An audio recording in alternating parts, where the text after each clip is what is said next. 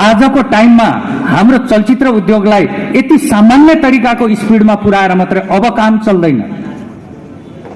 अब हामीले ठूलो संघर्ष गर्नुपर्छ। हरेक किसिमको चलचित्र आफ्नै देशभित्र निर्माण गरेर विदेशी चलचित्रको विरोध गरेर तिनीहरूलाई रोक्नुपर्छ होइन। कमजोर व्यक्तिले त्यो किसिमको विरोध हुन्छ कि ऊ नआइदेखि म नै सर्वेसर्वा हुन्छु भन्ने।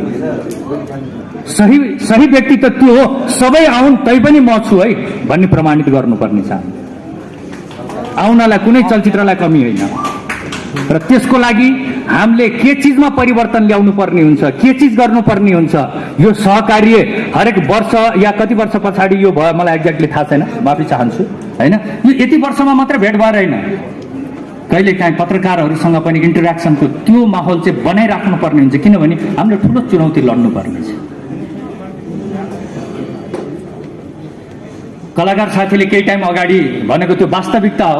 रेखाजीले नै भन्नुभयो हामी पत्रकार देख्ने साथै मुस्कुराएर कुरा गर्छौँ कि अलिकति राम्रो लेखिदिए हुन्थ्यो भनेर।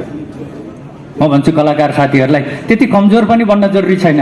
जे छ न्युज छ, हाम्रैले पढ्ने हुन्। केही अलिकति झुट पढे होलान्, केही टाइम पछाडि फेरि समय यस्तो चिज हो नि, यो समयलाई बुझ्नुपर्छ।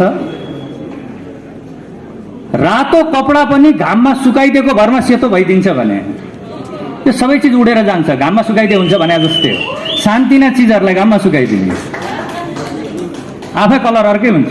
एक दिन रातो थियो, एक हप्ता पछाडि गएर हेऱ्यो भने त्यो त सेतो भइदिइसक्यो हुन्छ। यहाँ हात्तिनुपर्ने केही पनि कुरा छैन।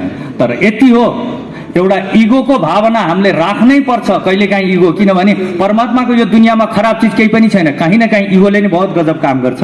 त्यो इगो भनेको हाम्रो देशको चलचित्रले फेरि पनि विश्व बजारमा घन्टी बजाउनै पर्छ, त्यहाँ साइरन दिनै पर्छ।